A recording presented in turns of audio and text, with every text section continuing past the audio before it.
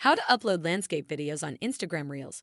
In this video, I will show you how to upload landscape videos on Instagram Reels. First, open the Instagram mobile application just like I have done here. You will land on the homepage of the app. Once you are here, tap on the Add New Post icon at the bottom center of the screen. After that, you will see your camera preview just like you can see here. Next, select the type of post you want to share. You can do this using the bottom menu where you will see different post types such as post, story, reel, and live. Choose the reel option. After that, proceed and look for the landscape video you want to share in your gallery.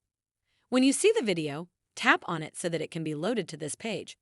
As you can see, the video is ready. You can even decide to edit the video by tapping here, Edit Video. And then you can make some changes to the video just like that. Make sure you trim or remove the unwanted parts on the video so that you don't end up showing a long video since it will be boring for a reel. Once you are ready, proceed and tap here on the next page icon. It is found at the top right corner of the screen.